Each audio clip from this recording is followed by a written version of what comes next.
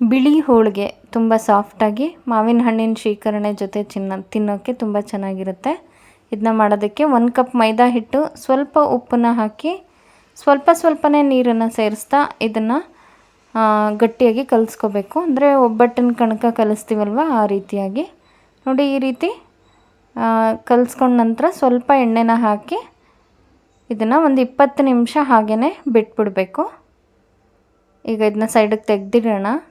ಕಣಕ ರೆಡಿಯಾಗಿದೆ. ಈಗ ಅದಕ್ಕೆ ನಾವು ಹೂರಣ ಮಾಡ್ಕೋಬೇಕಲ್ಲ, ಅದಕ್ಕೆ 2 ಕಪ್ಪಷ್ಟು ಅಕ್ಕಿ ಹಿಟ್ಟು ತೊಗೊಂಡಿದ್ದೀನಿ. 2 ಕಪ್ ಅಕ್ಕಿ ಹಿಟ್ಟನ್ನು ಅಳತೆಗೆ ಅದೇ ಕಪ್ ಅಳತೆಯಲ್ಲಿ 3 ಕಪ್ಪಷ್ಟು ನೀರನ್ನು ಸೇರಿಸ್ಕೋಬೇಕು. 3 ಕಪ್ ನೀರು ಈ ಕಪ್ನ ಅಳತೆಯಲ್ಲಿ ಸ್ವಲ್ಪ ಉಪ್ಪು, ಸ್ವಲ್ಪ ಎಣ್ಣೆ, 1 ಚಮಚದಷ್ಟು ಎಣ್ಣೆ ಹಾಕಿ ಇದನ್ನು ಸ್ವಲ್ಪ ಬಿಸಿ ಆಗೋದಕ್ಕೆ ಬಿಡೋಣ. ನೀರು ಚೆನ್ನಾಗಿ ಬಿಸಿಯಾದ ನಂತರ ಅಕ್ಕಿ ಹಿಟ್ಟನ್ನು ಇದರಲ್ಲಿ ಹಾಕಬೇಕು. 2 ಕಪ್ ಅಕ್ಕಿ ಹಿಟ್ಟನ್ನು ಕೂಡ ಸೇರಿಸ್ತಾ ಇದ್ದೀನಿ. ಇದು ಪರ್ಫೆಕ್ಟ್ ಅಳತೆ ಇದೆ. ಇದೇ ಅಳತೆಯಲ್ಲಿ ನೀವು ಮಾಡ್ಕೋಬೋದು ನೋಡಿ. ಈ ಥರ ಮಿಕ್ಸ್ ಮಾಡ್ಕೋಬೇಕು ಚೆನ್ನಾಗಿ, ಗಂಟುಗಳಿಲ್ಲದೆ ಇರೋ ರೀತಿ. ಇದನ್ನು ಮುಚ್ಚಿಟ್ಬಿಟ್ಟು ಸ್ವಲ್ಪ ತಣ್ಣಗಾಗೋದಕ್ಕೆ ಬಿಡೋಣ. ಸ್ವಲ್ಪ ತಣ್ಣಗಾದ ನಂತರ ಕೈನ ಸ್ವಲ್ಪ ಒದ್ದೆ ಮಾಡಿಕೊಂಡು ಚೆನ್ನಾಗಿ ನಾದ್ಕೋಬೇಕು. ಗಂಟುಗಳಿಲ್ಲದೆ ಇರೋ ರೀತಿ ರೊಟ್ಟಿ ಹಿಟ್ಟು ಹೇಗೆ ಕಲಿಸ್ತೀವೋ ಹಾಗೆ ಇದನ್ನು ನಾದ್ಕೊಳ್ಳಿ. ಇದನ್ನು ಒಂದು ಮೀಡಿಯಮ್ ಸೈಜ್ ಉಂಡೆಗಳನ್ನಾಗಿ ಮಾಡ್ಕೋಬೇಕು. ಈ ರೀತಿ ಚೆನ್ನಾಗಿ ನಾದ್ಕೊಂಡು ಉಂಡೆ ಮಾಡ್ಕೋಬೇಕು. ಪೂರ್ತಿ ಎಲ್ಲ ಹಿಟ್ಟನ್ನು ಈ ಥರ ಉಂಡೆ ಮಾಡಿ ಇಟ್ಕೋತಾ ಇದ್ದೀನಿ. ನೀವು ಅಕ್ಕಿ ಹಿಟ್ಟು ಉಂಡೆ ಎಷ್ಟು ತೊಗೊಂಡಿರ್ತೀರ ಇದರ ಅರ್ಧದಷ್ಟು ಮೈದಾನ ತೊಗೋಬೇಕಾಗುತ್ತೆ. ನಾವಾಗಲೇ ಕಣಕ ಕಲಸಿ ಇಟ್ಕೊಂಡಿದ್ದಲ್ವ ಇದನ್ನು ತುಂಬ ನಾದೋ ಅವಶ್ಯಕತೆ ಏನಿಲ್ಲ.